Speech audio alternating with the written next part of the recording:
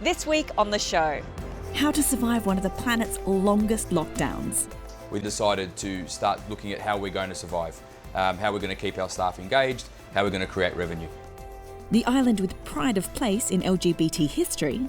I was pretty young the first time I visited the sunken forest, and I think pulling in on that ferry and next to the American flag was this big, beautiful rainbow flag. And just what is it that makes Paris feel so Parisian? Alors le secret pour moi, il est très simple, c'est la passion.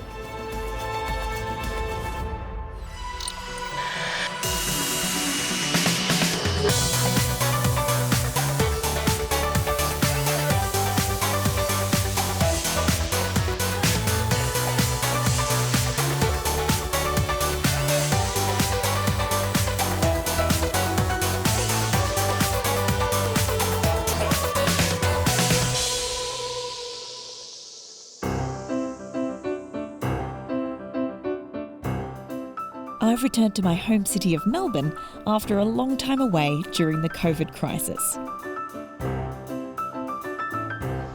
While this city has come through the pandemic well so far in terms of preserving life, it has still suffered a big upheaval. If you ask the locals, they'll tell you Melbourne is the most locked down city in the world. That may or may not be exactly true, but it's certain that this city has endured a lot of restrictions with 262 days of lockdown between March 2020 and October 2021.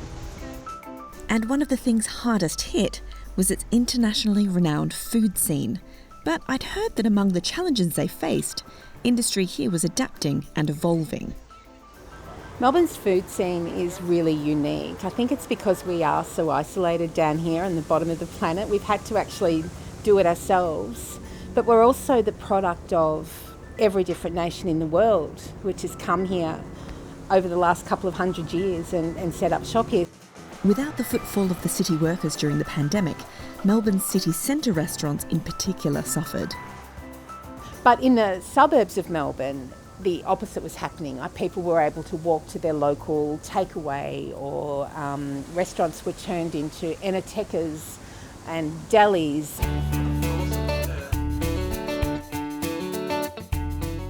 Okay, so we're here. This is a place? One place which has adapted was Anchovy, a Southeast Asian restaurant which started selling banh mi sandwiches from a food truck during the pandemic, and was so successful they've opened a dedicated banh mi sandwich bar. Oh my goodness. So who's having the sardines? Yeah, they're all for me. What are you having? No. We'll share. Begrudgingly share. It looks incredible. That's good, I'm so glad. So Thank you. There's been a lot of creativity and a lot of community, a lot of banding together in a way that I just don't think we've ever seen before.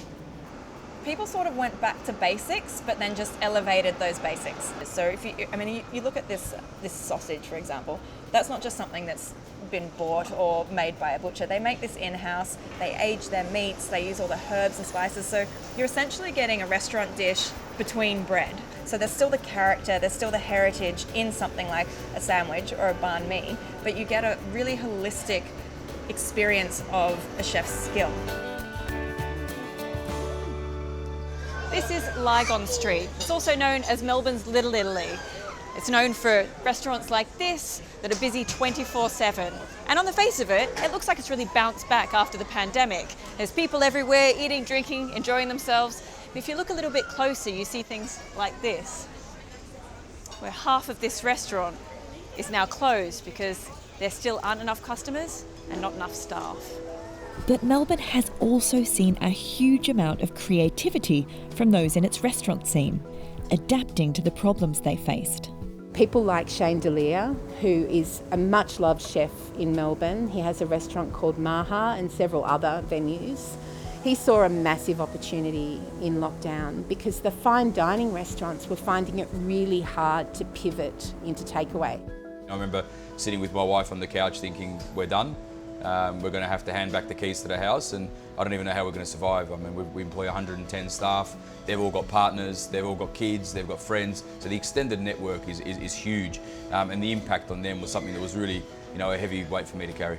So he saw that there was a real opportunity there to par cook everything, have it ready to be finished at home and delivered in refrigerated boxes, and he shifted everything. It went from a small order each day to hundreds of orders each day to thousands of orders a week. And then I realised that this is probably a more significant business that could help others within the industry. Shane started the finish at home meals for his own restaurants at first, before expanding to a platform offering the service from high-end restaurants all around the city and beyond. All right, this is a profitable box. What do we have here? I see a lamb shoulder. Yeah, so inside you get our lamb shoulder that's already been pre-roasted, then you can just take it in this tray, put it in the oven, it'll come up just like in the restaurant. I mean, this looks pretty good. I'm not sure everything's going to make it into the box because I'm going to have to take some home. So this has been incredibly successful. You must have saved a lot of restaurants with this, right? You're a hero. No, I mean, look, we've helped a lot of restaurants. I think that the pandemic for restaurants in Victoria and Sydney would have been very different without the support of Profitable. But it's not me. I mean, we've got a team of people. I mean, I was lucky enough to have the idea, but then I've got a great community of people around us that have brought it all together. But for many foreign nationals in the industry who've remained, the situation has been especially challenging, like Melbourne chef Saray Castillo, who was originally from Mexico and wasn't eligible for government support. That was a massive issue during lockdown because the government chose not to give them support payments. So you'd think that would be a really awful story, and it was, because there were a whole heap of people here that had lived here for years and were, working full time for businesses and very talented people in the industry. But what that did was flip it, and they were like, okay, we have these skills, we'll just start our own business. They popped up like mushrooms all over Melbourne.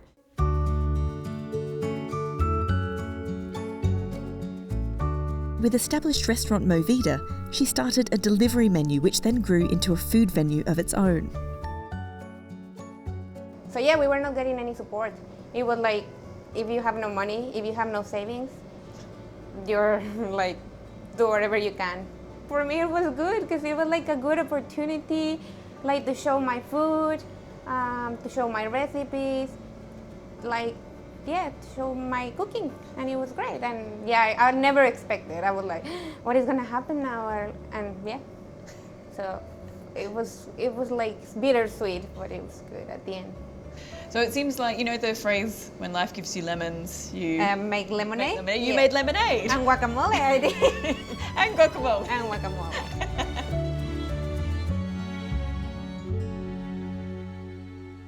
Well, that's phenomenal to see the effort that's going into keeping these places running. Right, if you're heading to Melbourne anytime in the future, here are some of the things we think you should see and do. The maze of back streets and alleyways around the central business district are called the laneways, and they're a great place to get lost. They're famous for their street art and buzzy cafes, and now's a good time to see them. The city's Inside Out recovery program brings eating and entertainment out into the streets, allowing business to recover as safely as it can. Melbourne's Wednesday Summer Night Market is back after 2 years of closures. There's shopping, food trucks and live entertainment. And check out the Spirit Zone to see what lockdown's done to your aura. It's free entry, but as with most places in Melbourne, you need to show proof of double vaccination to get in. The 3-week Midsummer Festival bills itself as an explosion of queer events that runs every January and February. It all kicks off with a carnival in Alexandra Gardens on 23rd of January. There are 200 different events in 100 venues across the state of Victoria, and loads happening online too. And it's become a summer staple in Melbourne. The annual Sydney Maya concert series returns to the Music Bowl. For more than 90 years, people have been enjoying the free performances by the Melbourne Symphony Orchestra in mid-February. Take a picnic and enjoy a totally free concert at a safe social distance. Well, do stay with us on The Travel Show, because coming up, why this stretch of coastline will always be special to America's LGBT nature lovers. So at kind of a young age, I found myself inspired just walking through this community. I didn't really know why I was so jazzed up. And the battle royale between two rivals who both claim to be the real reason for Paris's unique charm. La boulangerie pour la France, c'est pas seulement un métier, c'est pas seulement un commerce. C'est vraiment un lieu de vie qui a pas son pareil ici en France. So don't go away.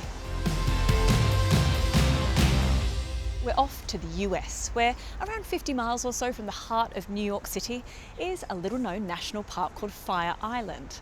It has 32 miles of shoreline, dunes and forests, but one of the most special things about it is the place it occupies in the story of New York's LGBT community. We went there to find out why. Fire Island National Seashore is a national park. It's a barrier of 17 towns 50 miles away from New York City. Many of them are known for their long-standing LGBT communities.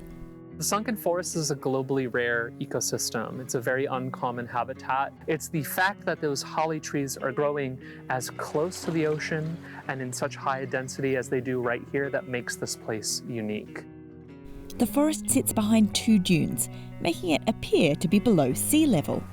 They protect the trees from ocean salt spray and allow them to grow as tall as the dunes. The sunken forest wouldn't exist if it weren't for this delicate balance. Too much salt spray could kill the forest, not enough, and the forest wouldn't have the minerals and nutrients that the ocean provides that feeds the trees. I grew up in Mastic Beach, which is sort of a lower income community on the south shore of Long Island. Fortunately, Mastic Beach also happens to be one of the only places that you can walk onto Fire Island. It was a space that I returned to every single summer. It's a shifting landscape as a barrier island. Every single day I come out here, it's a little bit different. And I think that's all really inspiring because sometimes we think of nature as this immutable, sort of unchangeable thing, but nature is really dynamic. I sort of came to my identity as a queer person later in life. Towards the end of college, I sort of had to admit to myself that I was trans in some way. I identify now as trans-feminine and non-binary. My pronouns are they, them.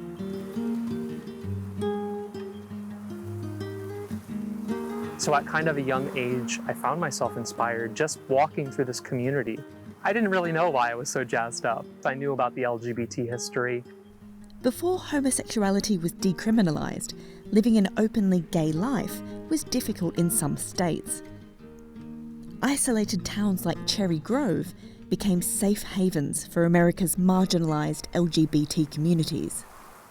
I was pretty young the first time I visited the sunken forest. I was a volunteer. I was maybe 13, 14 at the time. And I think pulling in on that ferry, I saw these 2 flags. One was an American flag, and next to the American flag was this big, beautiful rainbow flag. And I think that was the first time that I encountered a queer environment, a queer space, a queer community. Eventually, I started leading programs, and actually when I was 16, I started working as a park ranger. I've worked here at Fire Island National Seashore now for over 10 years. There was this really significant grassroots effort that dates back all the way to the 1930s to actually create a national park, a national seashore here at Fire Island. Part of that was actually just an attempt to prevent Robert Moses and New York State from constructing a highway across the length of Fire Island. Robert Moses was a polarising urban planner in New York City. He was instrumental in the rapid construction of highways after the Great Depression. Because the island is so narrow, a road across it would have completely reshaped the landscape. It would have threatened unique habitats like the sunken forest. In order to protect these towns, each one with their own really unique history and culture, they turned Fire Island into a national park so that future generations could come here and enjoy it for themselves. Fire Island National Seashore became a national park in 1964. The biggest pleasures of working out here is just having this intimate knowledge of a space that I can then share with other people. I think that nature is something that I want to commune with often, especially when I'm feeling somewhat disconnected from the world. It's really nice to be able to get outside, to see all of these amazing plants, all of these amazing animals. It helps me to feel more connected to what's around me.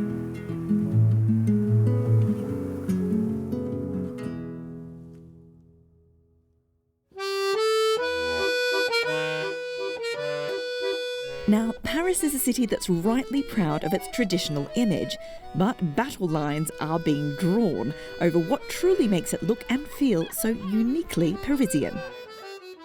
up for grabs, UNESCO World Heritage status.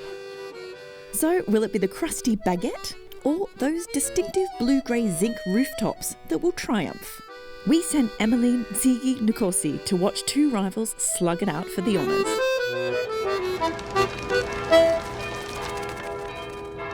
You can't walk more than a street in Paris without seeing someone with a baguette under their arm. I'm told the French get through 10 billion of them every year.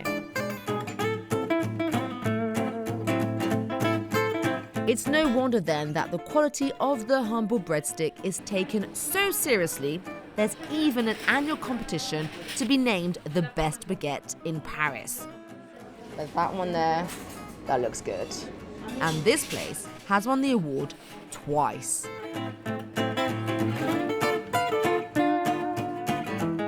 Alors le secret pour moi, il est très simple, c'est la passion.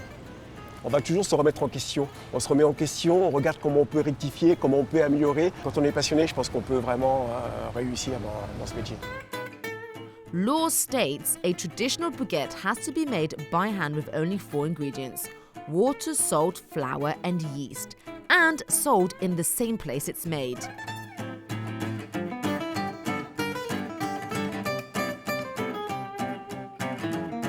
It's hoped the UNESCO status would protect this traditional method. Mais le fait de savoir qu'il est inscrit dans le patrimoine immatériel de l'UNESCO, ça va peut-être ils vont peut-être regarder le métier avec un autre œil. Ils vont peut-être commencer à se poser des questions, ils vont peut-être pas avoir envie de venir dans ce métier, de l'essayer, et pour nous c'est quand même assez valorisant.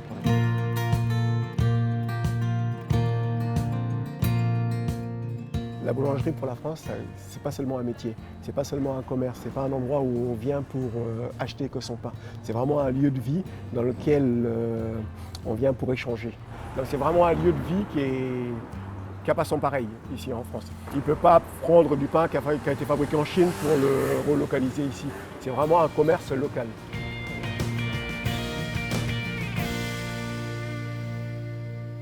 Battling the bakers are the roofers of Paris, who claim that the beauty of the city's unique skyline is down in big part to the sea of blue-grey zinc roofs they maintain. This has got to be one of the best views in Europe, and there's a couple of reasons for that. The first one is that you can only build to a certain height, and the second one is that most of the rooftops are covered in the same blue and grey zinc. But Paris hasn't always looked like this. In the late 19th century, Emperor Napoleon III enlisted George Eugene Haussmann to completely redesign the city in one of the most ambitious plans of renovation in any city anywhere. Inspired by London, a lighter, cleaner and safer Paris soon emerged. The zinc rooftops became a symbol of the city's regeneration, covering around 75% of the roofs in Paris. That's a lot of roofs, with not a lot of roofers to maintain them.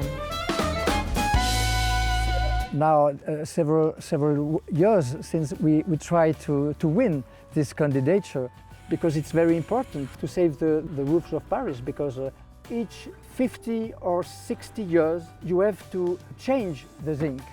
Now, unfortunately, we have a terrible lack of well-trained roofers. Why do you think there aren't enough young people who want to become roofers? Young people think when you are on the roof, you have the rain, it's very cold or it's very hot. But in the same time, all the young roofers that I met during my different reportings on the roofs of Paris, all told me, what I feel here is the freedom. C'est peut-être un métier méconnu et en même temps difficile. Il faut aimer il faut supporter le froid, les grandes chaleurs, et puis après c'est quand même un métier assez rude, il y a beaucoup de manutention et il est dur, c'est un métier assez dur. Il y a un savoir-faire qui doit perdurer, qui doit durer dans le temps, et les toits de Paris sont magnifiques, donc autant faire les choses comme il faut, dans l'art, dans la règle de l'art. Donc c'est ça qui est la beauté du métier, donc autant la conserver. The roofs aren't just an architectural treasure, but an artistic one too.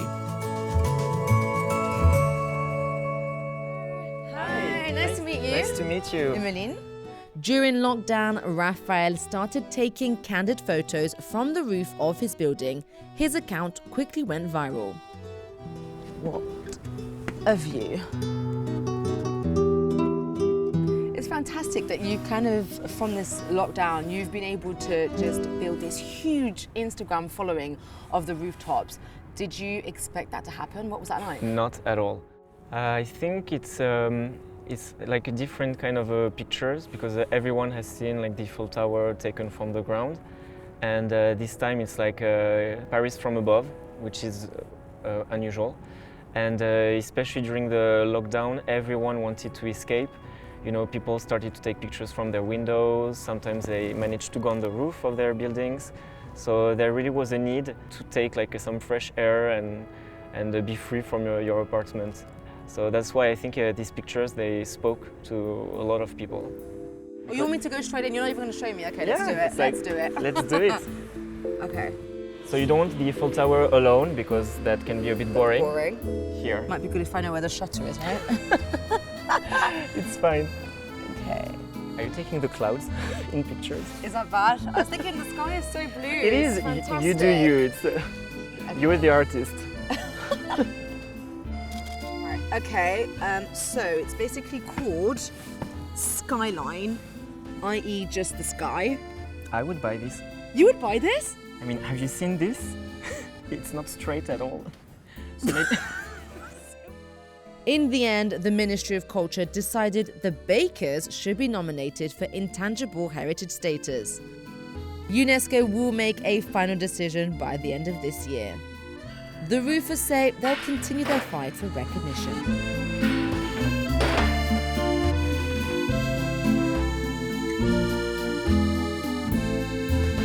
Well, that's it for this week. Now, coming up next time. A vision of the future from 1970s Tokyo. Carmen climbs the Nakagin Tower to find out why capsule living was the Japanese craze that never quite took off. Look at this tiny bathroom. I'm not going to even attempt to go inside. Wow. It still works? Yes. There's hot water? No hot water. Oh, tough. Don't forget you can catch up with more of our recent adventures on BBC iPlayer. We're on social media too. Just search for BBC Travel Show on Facebook and Instagram. Until next time, from me and all of the Travel Show team here in Melbourne, it's goodbye.